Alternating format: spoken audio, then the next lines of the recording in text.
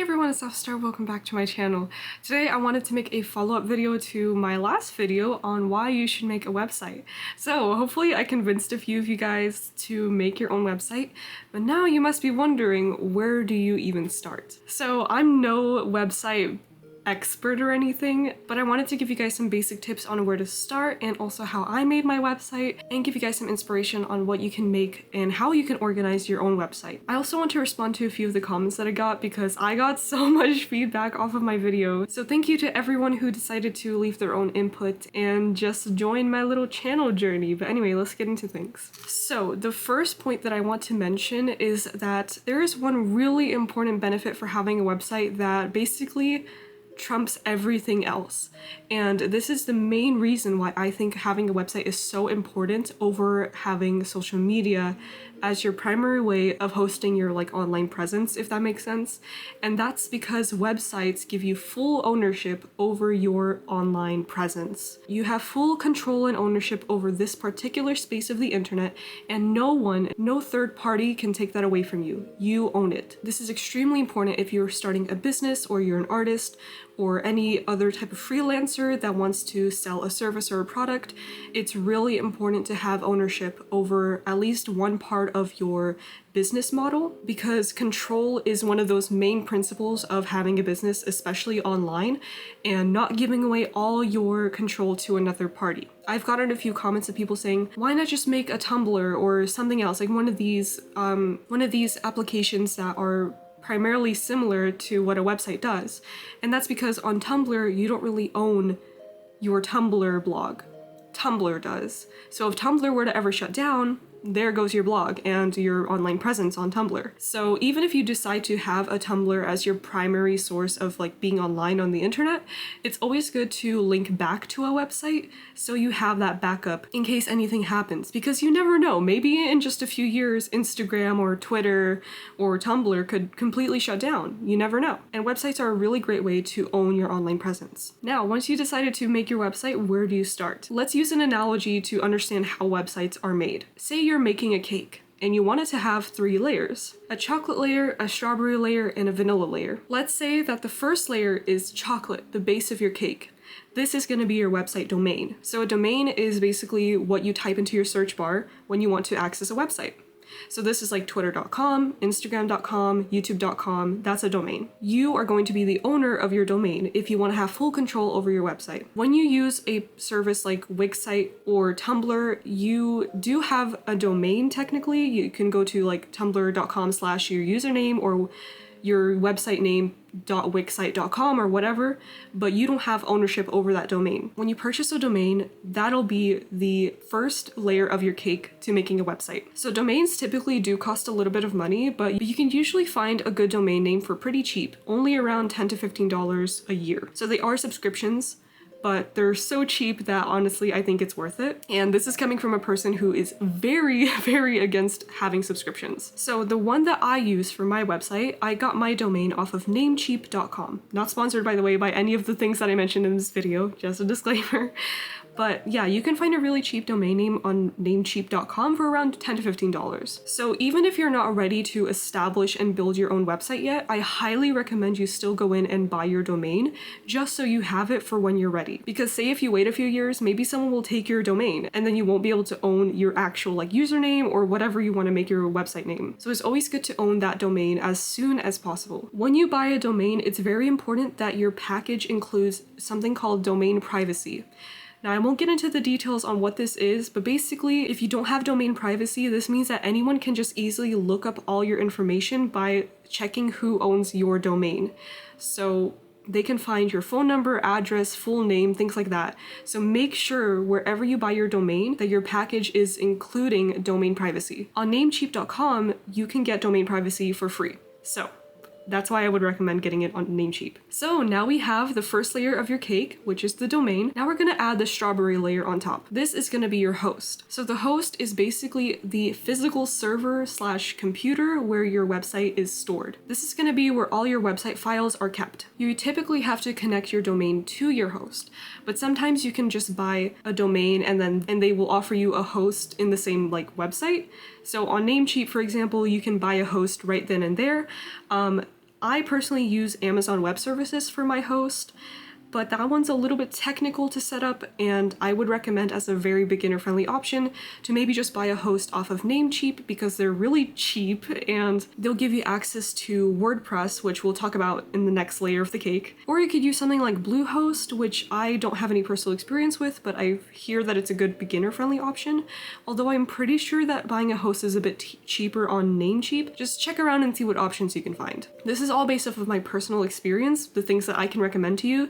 And again, I'm not an expert or anything, so I do highly recommend you do your own research and maybe look up some YouTube tutorials if you want to have some more options just available to you. So now that you have your host and your domain, let's move on to the last layer of the cake, which will be the vanilla. So this is going to be what's called a content management software, and this is pretty much the visual interface of your website. Without a content management software, your website is basically just an empty storage container. There is no way to display your content or anything like that, so you're definitely going to need to get one of these. A content management software is technically unnecessary if you know how to use HTML, but I'm going to assume that most of us do not. In this case, you're going to want to have something like WordPress, which is what I use. Now, there are a few different content management softwares, but I believe that WordPress is like the most easy to use out of all of them.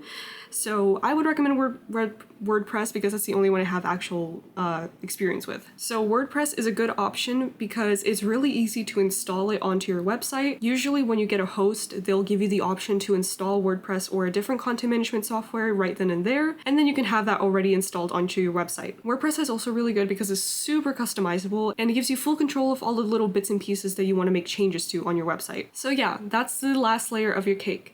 Now there's a cherry on top that you want to put on top of your cake, which is going to be the theme. Now themes are typically installed after you have a content management system installed, and themes just are basically how your website will visually look, and you can usually customize a theme to make it look like your own unique creation.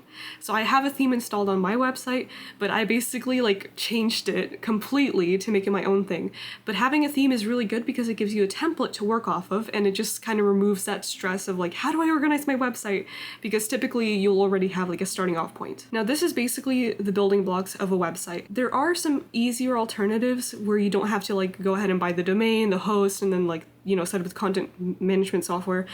What you could do is just buy a domain and then connect your domain to a site like Squarespace, Wixsite, Shopify, and those types of services act as both the host and the content management software at the same time, which makes it a lot easier for you to kind of get things up and running, but they typically do cost more. So you basically have two routes here. You can either do things a little bit more difficult way with doing the 3-layer cake thing by yourself, which is usually a little bit cheaper, and you usually will have more customization available to you, or you could do things the easier way by doing the bio domain and then have some other third-party site do the rest for you. This is still a good option as long as you do buy your own domain. This is the one thing I highly recommend to everyone. So after you get all of this set up, you should have a website ready to go.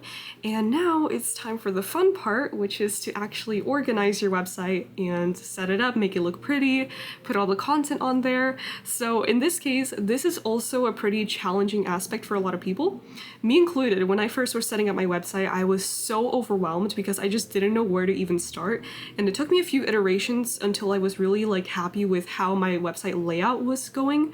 So I'm going to tell you guys how I organize my website. So the first thing you're going to want to do is figure out what type of content you want to put on your website. So for me, I knew I wanted to focus on my art, my OCs, and Minecraft. So this is the main content that I wanted to put on my website. Now we're going to have to figure out how to organize this. Usually a website is going to have a menu bar, which is the thing you see at the top of your website that gives you access to all the different sections. Typically there will be a home page, which is usually represented by your website's logo, or it could just say home.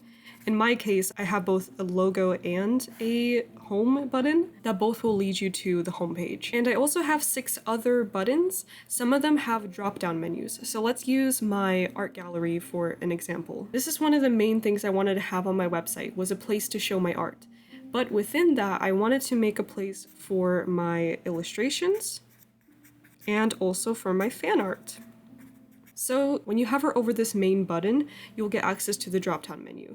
And this is a really great way to organize little mini sections of your website. I also have a place for my OC stuff, so that's called Astroverse on my website. And then within that, I have a place for my dimensions and my actual OCs, my original characters. You have your overarching concept, which is, you know, the OC part, right? And then you have the little drop-down menus with the subcategories. So if I wanted to keep my website really simple, I would just have a home button. I would have a place for my art with drop-down menus, OCs, drop-down menus, and Minecraft.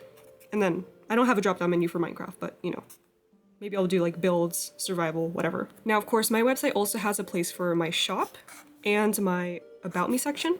I think an About Me section is really important for everyone to have just so people know who you are when they go to your website. This is very standard practice, of course, for most websites to have an About Me section. And of course, if you're like an artist or a freelancer, blah, blah, blah, you have a business, it's always good to have a shop.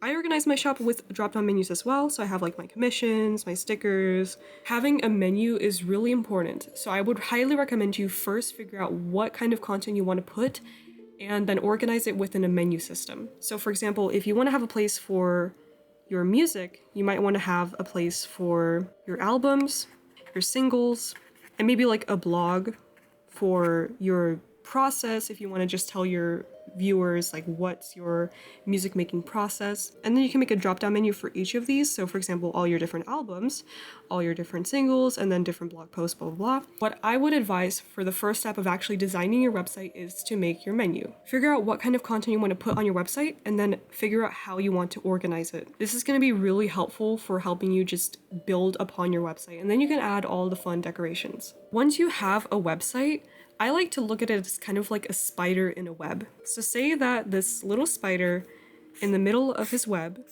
the spider is your website. It's at the center of your online space. Now the spider usually will catch some flies into the web.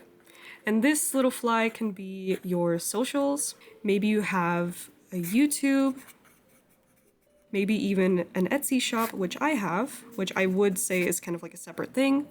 But everything will eventually point back to your website.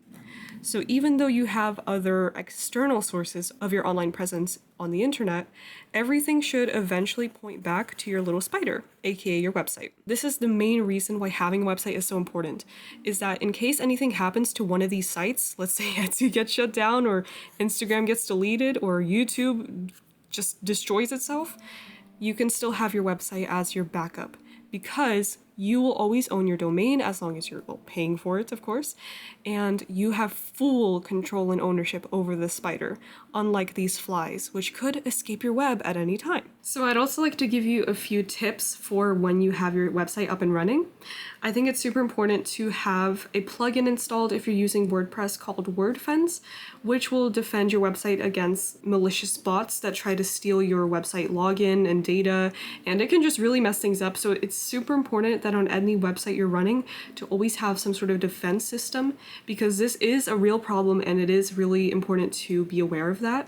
So you can go and install something like WordFence, which will help defend your website. Also, another tip I have is that before you get a domain, really make sure that it's a domain you're happy with, because if you decide to change that a few years later, it's going to be really, really hard to make that transition, because after a while, your website is going to be really built upon that domain. All your links will be built upon that domain. So when you change that, all your links will be broken. Google will give you a hard time because Google really doesn't like when domains get changed, blah, blah, blah. So it's like a whole mess. I've actually experienced this before because I had to change my domain at some point, and luckily I did that before I really started to share my website around. But if I did, I would have to go through like everywhere that I've ever linked my website out to and then change the link to the new domain. So it's just a whole headache you would really like to avoid. So please be sure that before you pick a domain, you are adequately happy with it. So yeah, those were my basic tips for how to start and set up your website.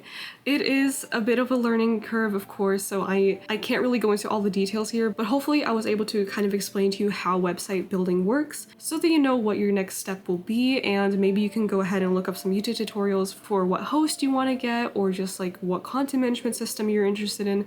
There are so many options out there, and that's kind of the thing, is that it makes everything so complicated to choose from. But having an understanding of how websites work will definitely help make things just a little bit more easy to understand. Once you figure out the whole building a cake thing, it's gonna be a lot easier to just, you know, get things up and running on your website and start customizing it, and that is definitely the fun part. So although even with something like a content management system like WordPress, it does really help because it just makes things a lot easier to customize and like organize, it's still a bit of a learning curve even then. Like, there are just so many options to choose from when you're customizing your website, and sometimes it does get a little bit overwhelming. You might get lost, you might not know where to change a certain thing or like how to do a certain change that you want to make. So yeah, just remember that Google and YouTube is your friend and they will help you. Another thing that really helped me kind of like set up my website and how I wanted it to visually look is looking at other websites for inspiration. Now, I know that some of you actually left some comments letting me know that you found my website inspiring on how to like actually build your website, which is great. I did have to also use some other websites as inspiration for how I wanted my website layout to be. So yeah, definitely look around, just get inspired by different people's websites. You can look it up on maybe on Pinterest, like website ideas or something like that, and just pay attention to how they're laid out, and that could help you make your own. There are just so many ways to set up a website and how to make it look and like what you can add on it. I have my shop on there, my art gallery, my blog, like everything is there and everything is possible once you figure out how to do it. Sorry guys, I completely forgot to turn on my microphone, so sorry for the poopy audio quality until now.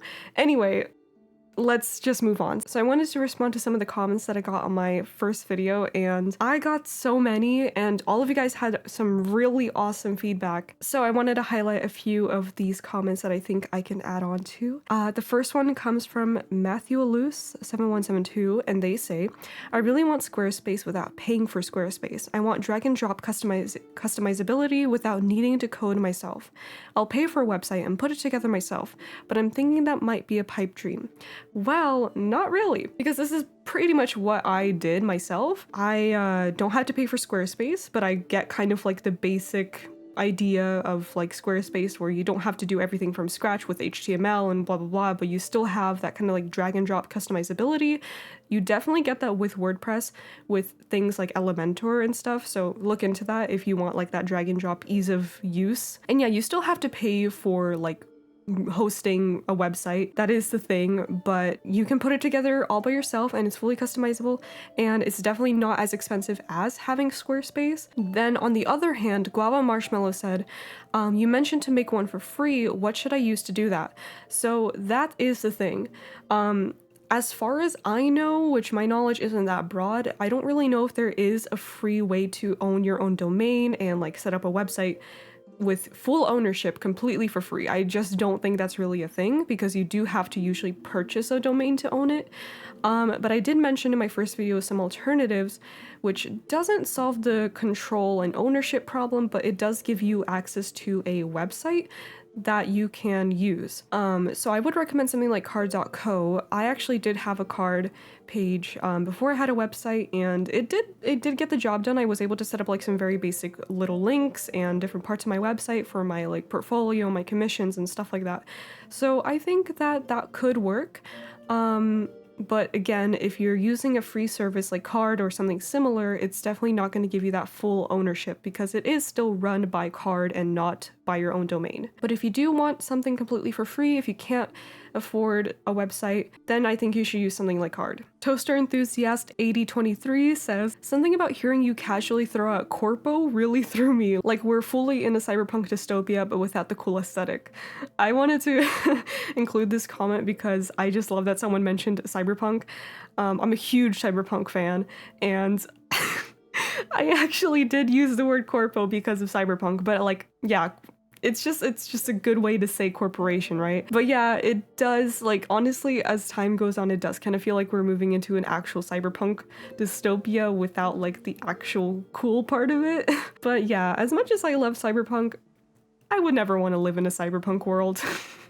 So hopefully we'll figure something out. Chris WMF says, I've seen a similar video a few days ago. This person did the same thing, but they had a section on their page where they put links to other personal pages from people who made stuff they were interested in as well.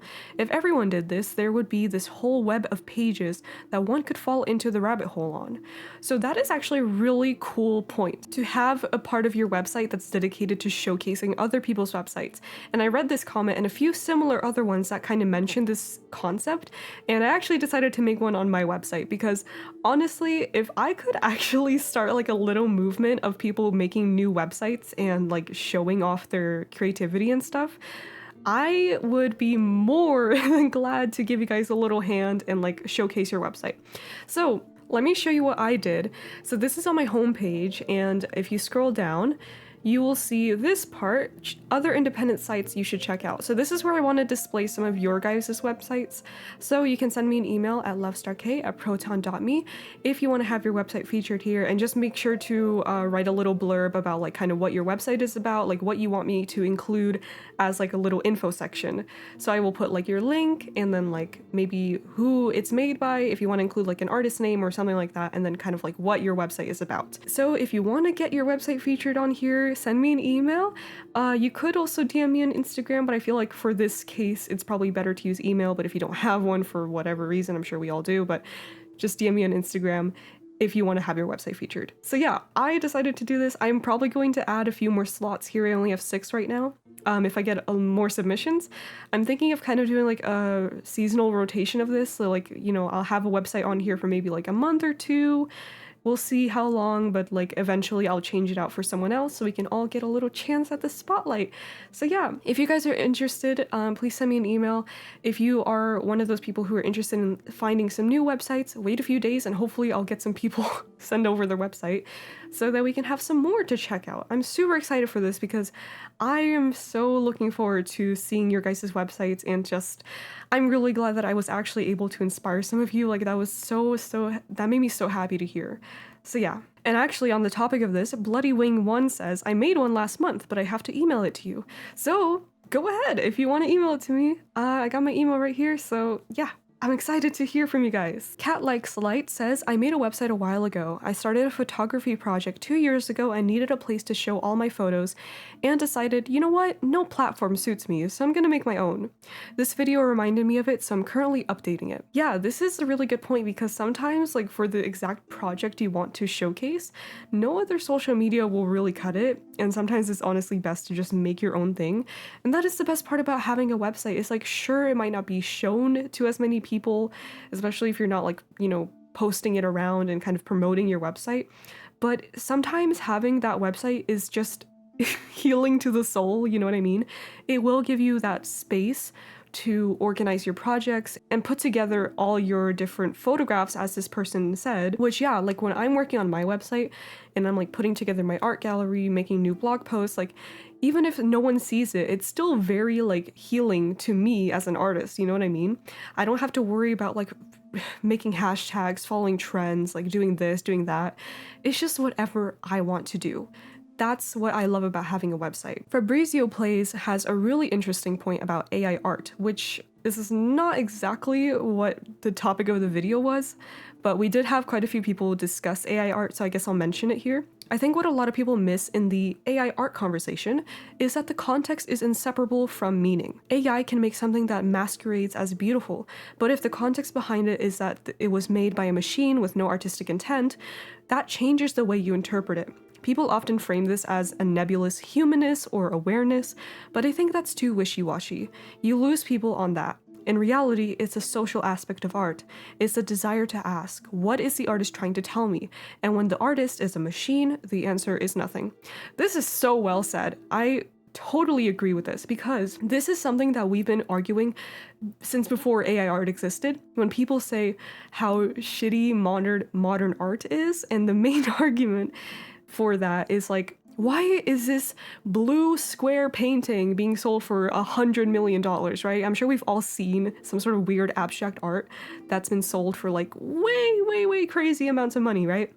That is literally the answer to the question. It's not about the art, it's always about the meaning behind the art, the story, and sometimes even just the person who made that art. art has value not just because of how it visually looks, it's literally because of that context within it.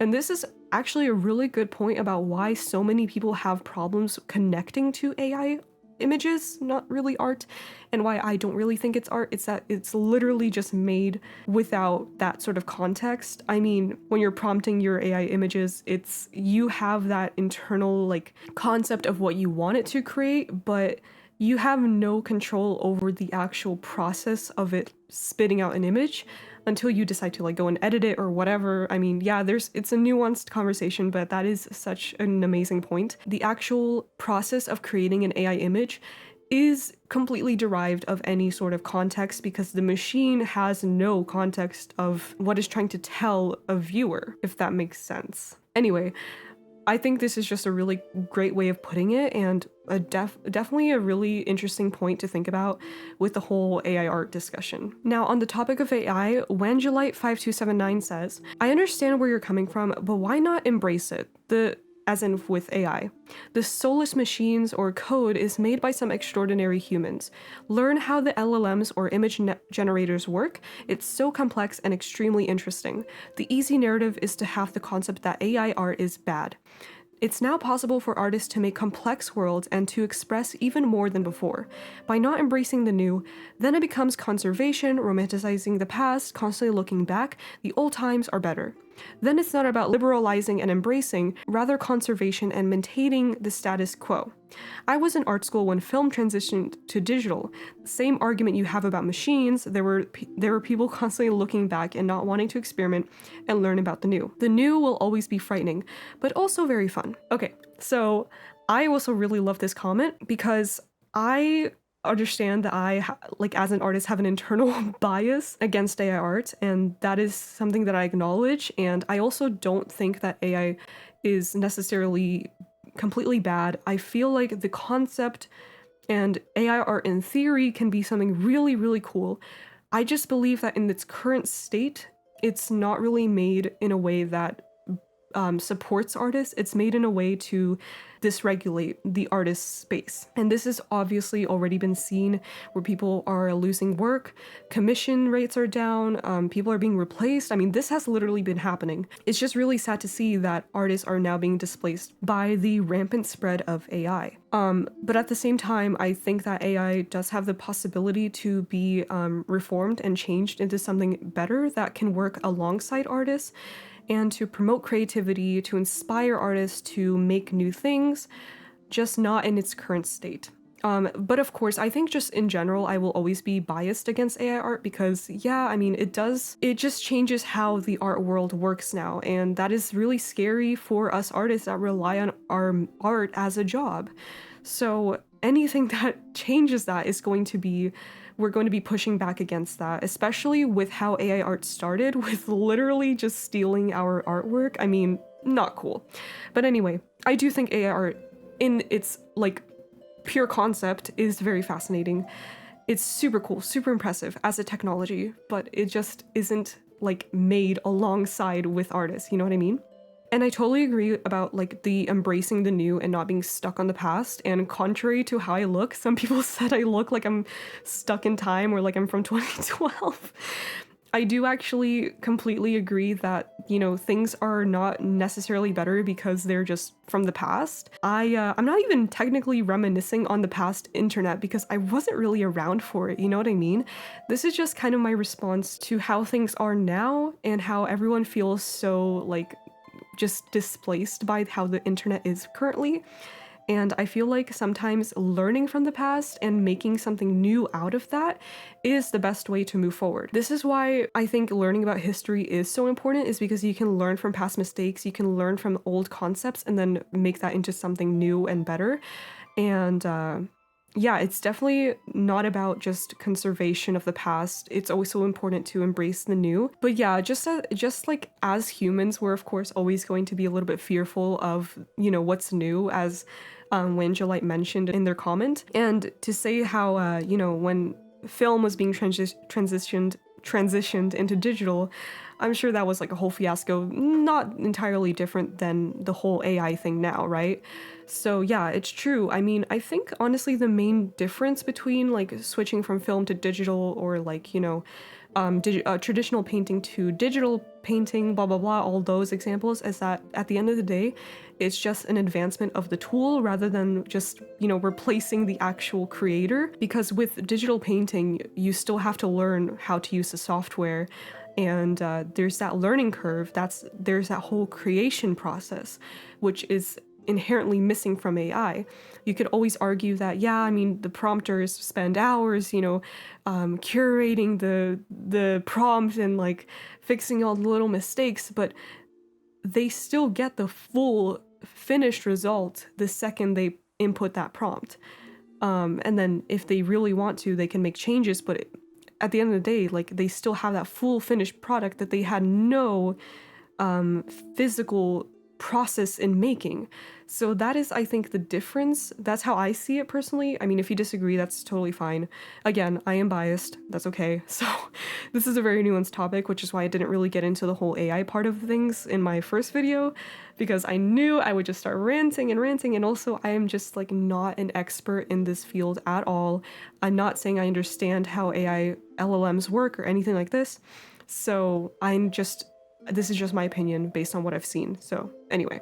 Elo Lee Chan says, there's something particularly transcendent about seeing a scene kid talk about the dying internet theory. Scene really has this vibe for me of being the very early days of the internet, the precursors. It's like watching a time traveler who was using the internet in 2004 explaining how to save the thing they love to the people of the future. Okay, this is such a fun and cool comment because like that last point is such a cool like storyline. I love that, honestly. I'm definitely not a time traveler. Some people actually ask me if I was in the comments. I am not, but I just like older styles, I guess. But anyway, yeah, that is just such a cool concept about like a time traveler explaining like how to save the internet. That is so cool. Like, seriously, love that comment. Moth-san says, your video made me cry. I've been so tired lately. Anything and everything being monetized and or political is just so sad. It feels like we're slowly losing ourselves. But your video gives me hope. I had been working on a page before. It's not pretty, but not everything needs to be aesthetic, to be honest. I just want to talk about stuff that matters to me. I don't know. Maybe someone will listen eventually. That would be nice. This comment is so sweet. I'm surprised that I managed to make you emotional, but I'm emotional too, so it's okay. But yeah, I'm glad that you were working on your own website, and totally it doesn't need to be pretty. Honestly, like, make it however you want. Like, you don't even need a theme on your website if you don't want. If you just want to put up content and that's it, you can do that too. I totally think that we shouldn't worry about making everything look perfect and pretty on our website. Like, that's not really what people are coming for anyway. It's about connecting to each other, like, as people and seeing what other people are doing. And I know that for a fact someone will listen eventually, especially if you want to shout out your own website to my email. I'll display it on my page, and then definitely some people will see it. Kalite says, I might want to add something. As a web/UI designer, please, for the love of God, when you're creating your own website, be an artist instead of a web designer. When you're creating a personal website, things like usability and intuitiveness should never be your concern. Those are just tech corpo stuff that makes users lazy and unwilling to learn how to operate anything. Creating websites should be a job for artists, but business owners refuse to hire them, so they hire people who put random text and images instead, in the name of usability. That's why websites have become bland and soulless, not because there's no artistry behind them. Be an artist, not a designer. Design kills creativity. Case in point, Andy Warhol. Okay, so this is a super interesting point that I've never even thought of before, and I don't think I fully agree with this because I also think that the way a website is designed depends on its functionality, especially if it's used for selling things. It's probably good to have a good interface, but in this case we're talking about like creative independent sites, which in this case I actually think that's a really good point. Like, not worrying about having everything look super web design friendly and like really organized and like ease of access, blah blah blah, because like, yeah, I guess it's not really the end of the world if things are a little bit discombobulated on like a personal creative website. But yeah, I think it's just a super interesting point that I wanted to mention. I do think that designers do, of course, have artistry. I don't really think that there's no artistry behind that, but I do think it does really depend on who's like hiring you and like what kind of product you're going to want to create for them. So yeah, it's a good point. Interesting to think about. Okay, I cut off the username for this comment, but I'll show it in the screenshot. So they said, I've been saying this forever to artists, but you know, having your own website is no different than social media because now you're battling with search engine SEO and your website has to be built with clean code and it costs money to host. And the more traffic, visitors / items you have on your page, the more costly your hosting will be. I'm not saying don't make a website. It's a great idea, but in the long term, it's an investment. Backlinking and networking your traffic from other artists will likely be the best strategy for you all. That way, if one artist brings in 1K views, everyone has a chance to get it, and it creates a community. If another artist brings in 25K viewers, everyone gets a piece of the pie. Just be careful of who you are welcoming into your network. It takes one person to absolutely ruin it for everyone else. Okay, so this is a very interesting point, and I disagree with websites being no different than social media because, as I said, the main difference between a website and a social media account is the ownership aspect of it. But I do agree that you do still kind of have those battles if you're using search engine SEO, which I don't think is completely necessary in the first place. If you want to specifically grow your website, like organically, then yeah, I think it's going to be important to learn search engine optimization. But I think for the majority of us who are just kind of wanting to make their own little cute website for their little projects, I really don't think it's necessary to worry about that. Again, a website does offer different value for different people. It may not be for everyone, and that's okay. Social media could be the better option for some people, but I think it's just important to have that second option of having a website rather than relying on just like one thing. But yeah, totally agree that websites are an investment. They're a monetary investment. You do have to upkeep it and, you know, make sure it's running properly and paying for it. I mean, it is an investment, absolutely, which would make it not for everyone, of course. Not everyone is willing to make that investment, which is just something you're going to have to think about if it's right for you. I also like the idea of networking with other artists and different websites to kind of like grow a community. I think that would be awesome. And that's kind of what I want to do with my little, feature wall on my website, is just to have more people be recognized. And if we can create that space where everyone is just sharing links of their websites to each other, we can really foster an amazing organic community on the internet, which I think would be so freaking cool. So Aini Chuya says, I love the galaxy feel of your website. I look forward to seeing what you post. I used to have a website, but it costs money, so I closed it. I've been thinking I want to make a new website, but now I'm super pumped. Also, yes, let's all get together and revive the internet. This video got me all excited for what we can make. Absolutely. So first of all, as I mentioned before, there are a few free options you can look into for kind of websites that might be suitable for you if you don't want to pay for one.